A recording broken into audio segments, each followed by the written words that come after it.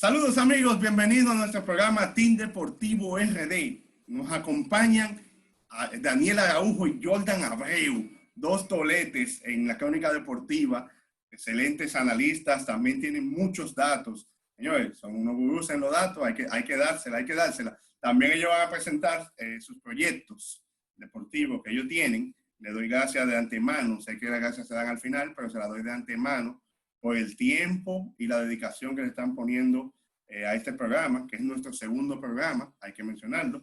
Le voy a dar el paso a mi colega Daniel Araujo para que se presente y nos hable de su proyecto y de todo lo que vamos a hablar en el día de hoy. Muy buenas tardes, Padilla. Saludos a Jordaniel Abreu, a todo tu público de Team Deportivo RD. Te felicito por el gran trabajo que vienes haciendo, sobre todo con los live. Me sorprendí cuando vi al señor Julio César Chávez, hijo, junior, ¿verdad? En Instagram Live del señor Rafael Padilla. Y nada, estamos aquí preparados, listos para compartir estos minutos contigo, con todo tu público, con Jordaniel Abreu, con quien tengo el placer, ¿verdad?, de compartir en distintos proyectos, algunos que ya han finalizado como Cartelera Deportiva, y compartir también con él en La Voz del Fanático. Así que de inmediato, déjame darle la bienvenida a Jordaniel Abreu. ¿Cómo estás, hermano? Todo bien, Daniel. Buenas tardes a la nueva audiencia del Team Deportivo, a Rafael Padilla, gracias por la invitación. Como decía Daniel, parece que venimos atados del alma porque empezamos en Cartelera, luego pasamos a La Voz del Fanático y finalmente nos encontramos en la Z y después entonces para completar el asunto en Sportlat RD. O sea, como que es una carrera muy similar. Se puede decir, venimos tete a tete, como se puede decir en el argot popular, porque es curioso el haber compartido con alguien como Daniel tantos años. Se puede decir 2018, por ahí, la primera vez de compartir, y ahora conociendo a Padilla desde 2017, ya 3 años conociendo a Rafael Padilla allá en el bloque Pío Deportes. Hemos sido afortunados Claro que de sí. sentir el apoyo tanto de Odalí Santiago como de Jonathan Tiburcio. Y Claro de que sí. Kadir Gómez y Natacha Eusebio, que también fueron parte De primordial Cartelera. en el desarrollo de cada uno de nosotros. Es así. También, bueno, en el caso mío hay que darle gracias a Fabricio Geraldino, que fue que me llevó a Pío Deportes. Y ahí fue que nos conocimos. Si no hubiese sido por Pío Deportes, realmente no tuviéramos este programa los tres y La posiblemente... matriz. ¿Y a quién? La matriz. Claro, es así. Si no hubiese sido por Pío Deportes, realmente no hubiésemos tenido esta bonita amistad y bueno, estas colaboraciones que estamos haciendo entre nosotros no hubiese sido posible. De verdad que gracias a Pío Deportes y a Fabricio Geraldino. Bueno, venimos con un tema de la NBA. J.R. Smith, señores. J.R. Smith es un jugador que, bueno, fue campeón con los Cleveland Cavaliers, con LeBron James, y bueno, su equipo que era muy bueno, frente a Golden State. En el 2015-2016 fueron campeones, y J.R. Smith también tiene un logro, que fue en el 2012-2013, que ganó el sexto hombre.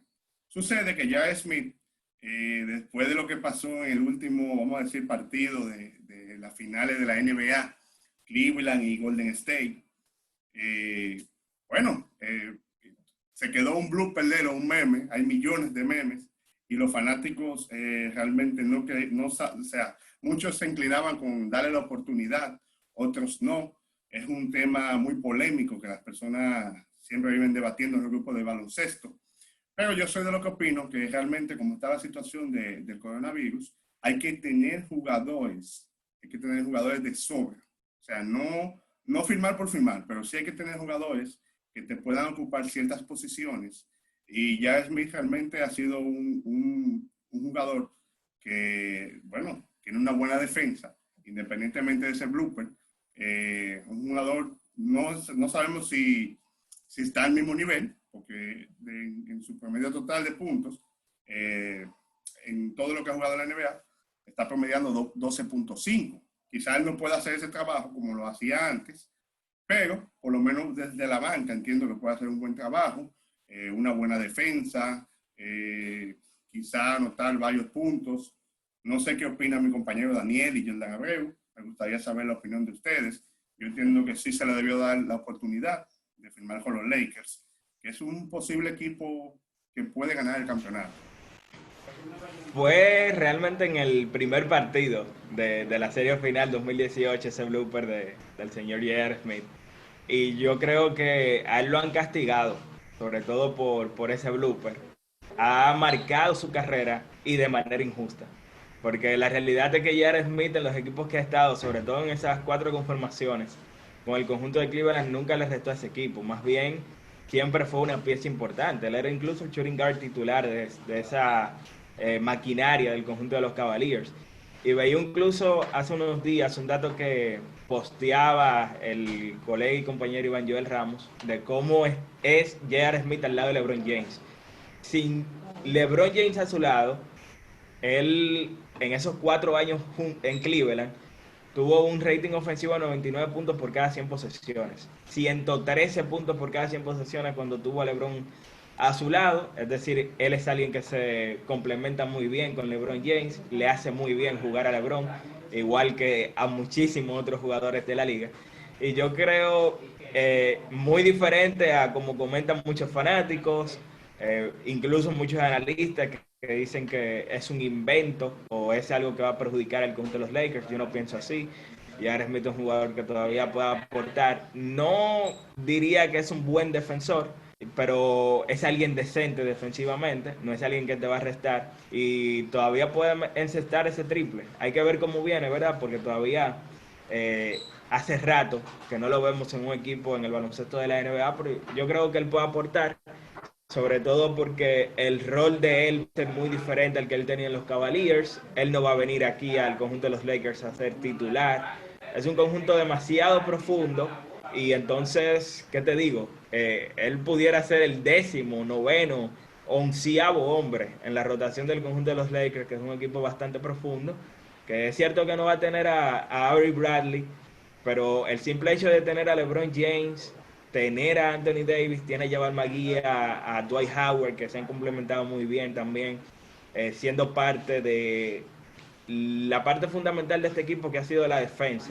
Rayon Rondon, Caldwell Pope, hay un sinnúmero de jugadores que hacen ese equipo bastante profundo y que yo sé y estoy totalmente seguro de que no va a ser un problema muy grande para el conjunto de los Lakers la ausencia de Avery Bradley, que ya todos sabemos que no va a estar con el conjunto de los Lakers en la burbuja de Orlando. Y hay que decir que por ahí llegó un tipo llamado Dion Waiters, que también ha sido llamado tóxico, catalogado como un jugador tóxico, sobre todo en Miami, pero no necesariamente por lo que él hacía en cancha, sino por su comportamiento fuera de las canchas. Él realmente quería un protagonismo mayor al que él debía tener en ese conjunto de Miami, pero también tuvo situaciones extracurriculares que incluso llevaron al conjunto de Miami a suspenderlo varias veces como jugador, pero yo sé y estoy totalmente seguro de que él es alguien que incluso puede convertirse en parte fundamental, puede ser incluso hasta la tercera pieza ofensiva, porque es alguien que tiene un gran potencial ofensivo y yo creo que cada uno de estos movimientos de los Lakers lo que hacen es mejorar al equipo. No sé qué piensa Jordaniel Abreu. En mi caso yo entiendo que sí, que él puede aportar. La gente subestima mucho el caso de J.R. Smith por ese, vamos a decir, error en ese primer partido de la serie final de 2018. Pero en general, J.R. Smith es un tipo que al lado de LeBron James ha demostrado que puede producir y que es un jugador, se puede decir, efectivo, jugando al lado de LeBron. Por lo que entiendo, la firma a su totalidad y no estoy de acuerdo con aquellos que dicen que va a dañar el esquema de los Lakers cuando es un jugador que se adapta a muchos de los sistemas y más si está LeBron James a su lado. Y te mencionaba, ¿verdad?, que él llega sin necesariamente tener mucha carga en el conjunto de los Lakers. Él va a comenzar, él va a ir al conjunto de los Lakers, va a practicar y va a jugar esos primeros 8 partidos y últimos 8 partidos también de lo que resta de la temporada regular. Pero él con su actuación pudiese incluso terminar siendo cuidado si hasta quinteto en ese conjunto de los Lakers, porque yo no creo que Caldwell Pope, con relación a J.R. Smith, le lleve la milla, por así decirlo. Yo creo que incluso los que vienen jugando muy bien dentro del conjunto de los Lakers no tienen su puesto en la rotación seguro como para que J.R. Smith o el mismo Dion Waiters en algún momento de cara a la postemporada no lleguen a ser parte importante de la rotación de 8 o 9 jugadores, porque todos sabemos que en la postemporada las rotaciones se acortan y el quinteto consume el gran grueso de minutos. Si jugaban 32, 33 minutos en temporada regular, pasan a jugar 37, 38. Y eso hace que como los mejores juegan más minutos, hayan algunos jugadores que tengan que salir totalmente de la rotación. Es así como dice nuestro colega Daniel y Jordan Abreu. Ahora vamos a pasar a otro tema. Le toca ahora a Daniel Araujo con el segundo tema. Daniel, cuéntanos, ¿qué nos traes? Bueno, es justamente con relación a la reanudación de la temporada del baloncesto de la NBA. Todos sabemos que el próximo 30 de julio es la fecha acordada para comenzar ya con los partidos, los últimos 8 partidos de temporada regular. Y el pasado viernes específicamente se dio a conocer el roster de estos últimos 8 partidos de temporada regular que se van a estar llevando a cabo. Y la gente en las redes, de una vez, desde que vieron el calendario, un calendario que favorece al conjunto de Memphis, al conjunto de New Orleans, pero desfavorece al conjunto de Memphis. Y eso es lo que yo quiero básicamente explicarle a los fanáticos. No es que la NBA ha acomodado el calendario para que los Pelicans se metan a postemporada. No es que la NBA quiera meter a la mala, como muchos dicen, a Zion Williamson en la postemporada, que es lo mejor para ellos, ¿verdad? En términos mercadiables, lo mejor en una primera ronda sería ver enfrentar al conjunto de los Lakers contra el conjunto de los New Orleans Pelicans, por Zion, pero también porque en los Pelicans está Brandon Ingram y está Alonzo Ball y está Josh Hart, jugadores antiguos del conjunto de Los Angeles Lakers, y todos sabemos que todo el mundo disfrutaría más una serie de Lakers contra Pelicans que de Lakers contra Memphis. Pero no es que con el calendario la NBA ha metido la mano para que los Pelicans clasifiquen. Eso no es así. Para explicarle a la gente, es algo que se arrastra del calendario anterior. O sea, el conjunto de Memphis va a estar enfrentando a 8 equipos, como cada uno de los conjuntos van a estar enfrentando a 8 jugadores, los últimos 8 partidos de esta temporada regular, pero se van a estar enfrentando a los mismos 8 siguientes equipos que iban a enfrentar en el calendario anterior, obviamente sacando a los que no están en la burbuja de Orlando. O sea, los mismos 8 equipos que Memphis va a enfrentar, que va a enfrentar los Lakers, que va a enfrentar el conjunto de los Pelicans, Utah, Portland, Milwaukee, Boston, Toronto y todos los 22 equipos que forman parte de la burbuja, son los mismos 8 equipos de entre los equipos clasificados que van a enfrentar con el calendario anterior. Solamente que está organizado de una manera diferente. Por ejemplo, no es en el mismo orden, pero sí son los mismos 8 equipos por un tema lógico, porque iba a ser muy difícil estructurar el calendario tal como estaba el calendario anterior. Porque, por ejemplo, si tú eres los Lakers y Jordaniel es el conjunto de los Clippers, y ambos equipos el siguiente partido lo tenían contra el conjunto de Utah, no los pueden poner a ambos a jugar contra Utah el mismo día, ¿verdad? Podía ser en días consecutivos, Utah jugando en días consecutivos con equipos diferentes. Pero si aquí quieren poner a jugar a esos equipos al mismo día, tienen que buscarle obviamente a sea Lakers o Clippers otro rival que no sea Utah. Entonces, eso es lo que se hace, se ha acomodado el calendario, bueno, esa no es la palabra, se ha reorganizado el calendario, pero con los mismos 8 equipos siguientes de entre los equipos clasificados que iban a enfrentar cada uno de los equipos que forman parte de la burbuja, y por eso Memphis tiene uno de los calendarios más complicados y los Pelicans tienen uno de los calendarios más fáciles, porque en lo que ya se había jugado en la temporada, los Pelicans habían tenido uno de los calendarios más difíciles, por eso es lógico que lo que reste sea un calendario fácil para ellos, y viceversa entonces cuando uno se refiere al caso de los Grizzlies de Memphis. Es así, es todo lo que ha explicado Daniel Araujo, es como él lo está diciendo realmente.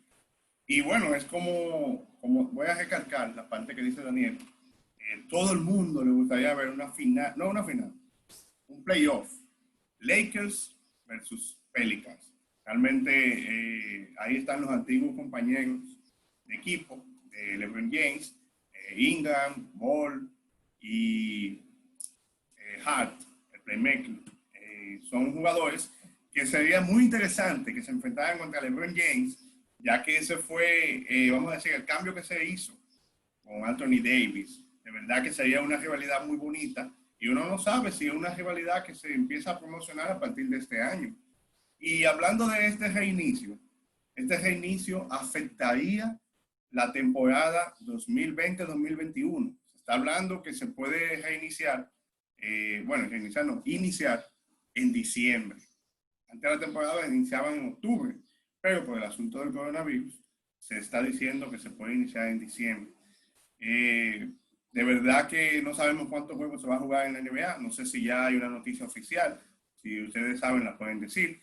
Pero entiendo que se va a jugar en diciembre, cuando se termine esta temporada. Lógicamente ya los jugadores tienen algo a favor y algo en contra. Los que estaban lesionados, que no tenían una lesión muy grave, este descanso le convino para recuperarse al 100%. Pero hay otros que, a pesar de las lesiones que tenían, no van a jugar. Es Kyrie Irving, Kevin Durant y entre otras personalidades. Vamos a pasar ahora a ver qué opina el señor Jordan. Cuenta. Sí, antes de ir con Jordan, ese conjunto de Brooklyn que mencionas a Kyrie y a Kevin Durant, también sufre la baja de Andre Jordan. Ese equipo va a ir a llenar calendario. Y sobre todo, me parece que Dinwiddie incluso está fuera también. Caris LeVert va a ir a aprovechar a Disney. Va a ir a demostrar que él puede ser una estrella en el baloncesto de la NBA, porque ahora tiene el equipo para él solo, a tirar 30 tiros por juego, si así se lo permiten. Así que yo creo que Caris LeVert pudiera ser incluso uno de los jugadores que más subiera su valor de cara a la próxima agencia libre, cuando a él le toque la agencia libre, porque todos sabemos que no iba a tener las mismas oportunidades de demostrar junto a Kyrie, junto a Kevin Durant. Y aunque son solamente 8 partidos, también hay una primera ronda contra el segundo lugar, que hasta el momento es el conjunto de Toronto, que si le gana un juego, yo creo que solo sería ganancia para el señor Caris LeVert. Pero antes de ir con cualquier otro tema, para entonces darle la palabra a Jordaniel Abreu, hablar de cuáles equipos nosotros entendemos que son los favoritos para llegar a la final. Sobre todo, cuáles son los equipos beneficiados con este descanso. No sé qué piensa Jordaniel y cuáles serían sus dos candidatos para llegar a una final de la NBA. Bueno, es interesante lo que tú planteas sobre el caso de Memphis y New Orleans, que la gente entiende que la NBA, entre comillas, ayudó al equipo de New Orleans para que Zion Williamson pudiera llegar más allá de lo que sería la serie regular, pero no es así, porque eso es planificado con los enfrentamientos que restaban dentro del formato de 82 partidos de la NBA, y en cierto modo el equipo de Memphis incluso tenía un calendario más cómodo antes de finalizar la temporada por tema del coronavirus. Pero si hablamos de favoritos para llegar a la final, los tres, entiendo yo, principales son Lakers, Milwaukee y Clippers. De ahí yo particularmente me quedaría con Clippers para llegar a la serie final. Es un tema interesante, sobre todo con cuál uno se decide entre Clippers y Lakers. Porque hay que decir que los Lakers han sido el mejor equipo de la NBA. Y eso no está en debate. Los Lakers son el equipo con más química, o bueno, junto a Milwaukee, claramente que tienen el mejor récord. Pero viéndolo directamente, comparándolo con el conjunto de los Clippers, los Lakers, hasta el momento en que se cancela de la NBA, habían demostrado que son más equipo que los Clippers. no en términos de talento, sino en términos de funcionalidad, en términos de química. Ellos como conjunto. El conjunto de los Clippers es un equipo con mayor potencial, yo eso siempre lo he defendido. Es un equipo más profundo en términos de nivel. Porque, ojo, yo dije que los Lakers tienen 10, 11 jugadores que perfectamente pudieran estar en una rotación de postemporada. Porque tienen el nivel. Desde J.R. Smith, Dion Waiters, hasta los principales. LeBron James, Kyle Kuzma, Anthony Davis y compañía. Los Clippers son profundos, pero tienen, por ejemplo, cuando uno compara el nivel de esa profundidad, es mayor a la del conjunto de los Lakers. Porque yo te digo ahora cuál es el tercer mejor jugador de los Clippers en estos momentos, y es Lou Williams, o puede ser Montrezl Harrell, dos jugadores que el año pasado fueron finalistas para el sexto hombre del año. Lou Williams lo ganó y Montrezl Harrell quedó segundo. Y este año se encaminan perfectamente a hacer lo mismo. Quizás no a ganarlo, pero sí a hacer el podio, porque Dennis Schroeder está teniendo una temporada estratosférica, saliendo desde la banca con el conjunto de Oklahoma City Thunder.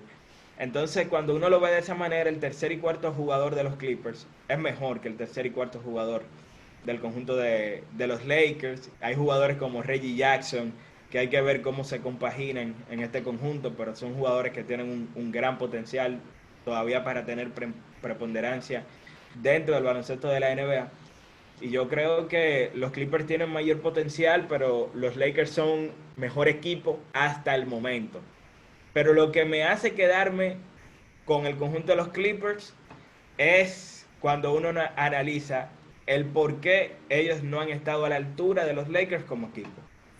Que es porque no han tenido a sus principales figuras durante la mayor parte de la campaña jugando juntos.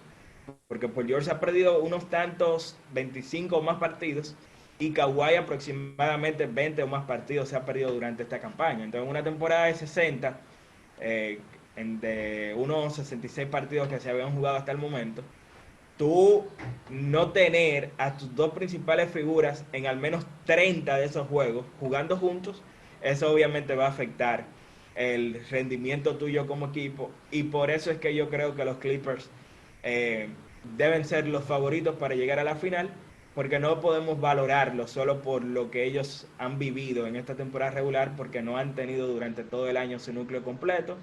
Creo que este descanso le va a convenir bastante a Paul George, que en ningún momento de la temporada ha estado al 100%. Y todos sabemos quién es Kawhi Leonard, señores, en postemporada. Ese hombre se convierte, ya la administración la deja atrás y mete el pie hasta el fondo en la postemporada. Es así, Daniel. Y mira, sucede que es muy difícil elegir cuál de esos dos equipos pueda ir a la final.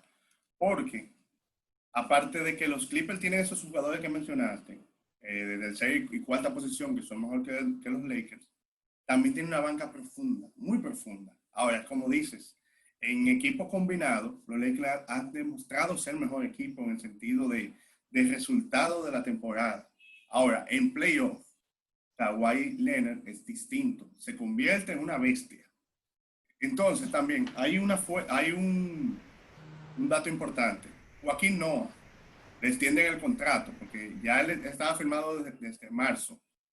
Joaquín Noah realmente puede aportarle algo a los Clippers desde la banca, o sea, no había mejor jugador que él para firmar, darle una extensión.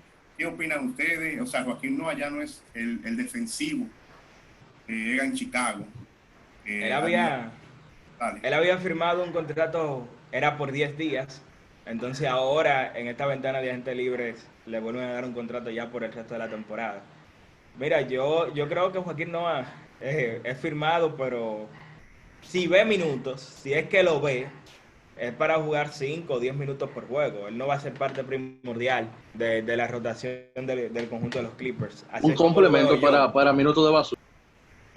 Sí, exacto, minutos de basura es lo que le toca a Joaquín Noah. Simple y llanamente, por esto del coronavirus, los equipos tenían dos puestos adicionales en el roster que podían llenar con jugadores de la agencia libre o de la G-League para tenerlo ahí como seguro de vida por si alguno de sus jugadores daba positivo al COVID-19 o por si alguno de ellos se lesiona. Y yo creo que Joaquín Noah llega a los Clippers como eso, como un seguro de vida, como el hombre que va a ocupar un puesto en caso de que haya alguna lesión, en caso de que algún jugador se vea afectado por el coronavirus. Pero si todo va acorde a como cada uno de los equipos lo tiene planeado, si no hay nada que se salga de lo estipulado, si el coronavirus no afecta a los Clippers, yo no creo que Joaquín Noah vaya a ver más de 10 minutos por juego en ese conjunto de los Clippers. Es así. Venga, vamos a tener que contar el tema de baloncesto. Pues ya quedan 10 minutos. Bueno, 9:17. Jordan, tráenos el tema tuyo para poder finalizar, tratar de hacerlo en 5 minutos, una opinión breve de cada uno y finalizar el programa a su tiempo. Te dejo con la palabra, Jordan. Bueno, el tema es básicamente algo que se está hablando mucho, sobre jugadores que podrían batear 400 en una temporada, bueno, esta temporada de 60 partidos. Uno se le viene a la mente candidatos como Cody Bellinger, por ejemplo, que el año pasado estaba bateando 400 en el partido 47 de la temporada, llegó a estar bateando 404, luego de ahí bajó a 378 al resto de los 60 partidos. Es interesante el tomar en cuenta jugadores como Christian Yelich, el mismo José Altuve, por ejemplo, que tienen capacidad de poder batear 400 en un lapso, se puede decir. Otro jugador que entiendo que podría batear 400 es DJ LeMahieu. Creo que tiene la capacidad de conectar muchos sencillos y eso es, se puede decir, de manera fundamental para subir lo que sería el promedio de bateo. Y es otro candidato. No sé si ustedes tengan otro candidato del cual hablar y argumentar un poquito sobre él. Bueno, Sí, yo creo que dale. José Altuve es un caso obvio, ¿verdad? Porque ha sido el mejor hiteador de todo Major League Baseball durante los últimos 5 años en el béisbol de las grandes ligas. Cody Bellinger el año pasado, ya Jordan daba el dato de en los primeros 47 juegos estaba bateando 400. Al haberse jugado 60 juegos se estaba bateando 370. Es decir, que también un gran promedio de bateo. Hay que remontarse al 2008, a Chipper Jones en 2008 para encontrar otro jugador que en los primeros 60 partidos de una temporada batió para 400. Antes de Chipper Jones habría que remontarse mucho más atrás a Larry Walker a finales de los 90. Es decir, que no es como mucha gente dice, que por el hecho de ser una temporada corta, 60 partidos, hay grandes probabilidades de toparnos con un jugador que bate para 400. Yo creo que sigue siendo muy, muy poco probable que alguien vaya a batear 400. Yo creo que todavía 60 partidos es una muestra considerable, lo bastante amplia como para que uno lo considere muy fácil batear 400. Claro, es más factible que una temporada de 162 juegos, pero sigue siendo difícil. Yo creo que hay dos jugadores que el año pasado fueron primero y segundo en promedio de bateo en la Liga Americana, que yo automáticamente para este año creo que hay que descartarlos, ¿verdad? A la hora de uno buscar algún jugador que vaya a batear. Candidatos. Exacto. Yo no lo tengo a ellos como candidato, ni a Anderson ni a John Moncada, a pesar de que fueron primero y segundo. Sobre todo porque hay una estadística llamada BABIP, que es el promedio de bolas puestas en juego, que más o menos en cierta parte te habla de la suerte que tiene un jugador. Porque, o sea, si tú eres un jugador que pones la bola en juego y tú con esa bola puesta en juego tienes un promedio de 400, es porque hay un factor de suerte que te llevó a tener ese promedio tan lejos del promedio. O sea, es normal que esté entre 380 y 350. Pero cuando tú encuentras a alguien con un BABIP en 400, además de su habilidad, la suerte influyó en que ese jugador tuviera ese Tatis promedio de Jr., bateo por ejemplo. de esa manera. Por eso yo creo que Joan Moncada, que lo tuvo en 400 justamente, Tim Anderson, que lo tuvo alrededor de 390, no son candidatos para llegar a esa cantidad. Y incluso Christian Yelich, que lo tuvo cercano a 380. Yelich es un gran bateador, él tiene mucho contacto. pero no creo no creo que él sea un candidato para batear 400. Creo que Cody Bellinger lo es más. El propio caso de José Altuve, tal como mencionaba, Jordan Abreu. ¿Y cuál otro? ¿Cuál otro? Hanser Alberto, señores. Hanser Alberto batió. ¿Cuánto batió Hanser Alberto el año pasado? Hanser Alberto es un gran hiteador. Él no tiene mucho poder en el béisbol Da de mucho Grandes hit. Ligas con las dimensiones de esos estadios. Pero Hansel Alberto batió más de 320 el año pasado y todos sabemos lo que es Hansel Alberto en esta liga. Yo creo que con la Es habilidad de así. contacto que tiene ese muchacho, si hay que irnos al caso extremo, de buscar un caso que a pocos le llega a la mente, a Hansel Alberto yo creo que hay que considerarlo. Bueno, yo voy a dar Posiblemente. mi última opinión, ya que quedan 4 minutos para finalizar, y con eso vamos a cerrar el programa. Estoy de acuerdo con Daniel, con Hansel Alberto. Es un posible candidato, ya que es un bateador de hit. Pero me gusta, no me gusta, sino entiendo que José Altuve puede hacer un trabajo de 400 en 60 partidos. Christian Yelich también. Cody Bellinger, estoy totalmente de acuerdo con Daniel. O sea, mira, lo que sucede es que eso depende de la racha del bateador. Porque 60 juegos es la mitad. No, la mitad no, ¿sabes? 60 más 60, 120 más 40, menos de la mitad. O sea, en 37% de los juegos. 37% de los juegos. O sea, en un 37% de los juegos pueden haber no solamente un solo bateador que esté por encima de los 400. Y mira, es un dato muy interesante, se lo repito a Jordan, cuando dijo el tema que iba a decir, me lo dijo en privado, y realmente es un tema muy interesante, porque es posible que se vea en las grandes ligas, terminando la temporada, alguien promediando 400 puntos. ¿De qué puntos? 400 de average. Y Bueno, se bueno, puede decir 400 puntos porque el punto está adelante.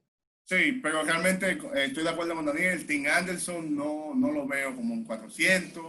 Kelter Marte habría que ver. DJ LeMahieu sí entiendo que puede hacer un trabajo de 400. Hablando del pasado, si tuviera un Bobby Abreu, vamos a decir, Bueno, Boy Abreu un no Barry creo, pero Bonds, por ejemplo, el caso de Ichiro Suzuki, hubiese sido Ichiro, interesante sí, plantearlo en una temporada de 60 partidos con lo buen hitador que era Ichiro Suzuki, tú mencionarlo, para batear 400. Tony Gwynn, que batió Tony 400 casi Wynn, en paz Wade 162 descanse, juegos. Boggs. Wade en paz Boggs, descanse. otro también que pudo haber hecho eso. George Brett también, que era un buen hiteador, es otro candidato a poder bater 400. Ted Williams Y en también. una temporada de 60 partidos. Bueno, ya sí hemos llegado a la parte final. Gracias a Jordan Abreu, Daniel Araujo por esta colaboración. Esto es Team Deportivo RD. Vamos a colocarlo luego de los distintos proyectos para que nos sigan en las redes sociales. Pero este video estará subido por YouTube. También lo subiremos por pedazo en Instagram. Este fue nuestro segundo programa de Team Deportivo RD. Y bueno, nos vemos hasta la próxima. Bueno, un placer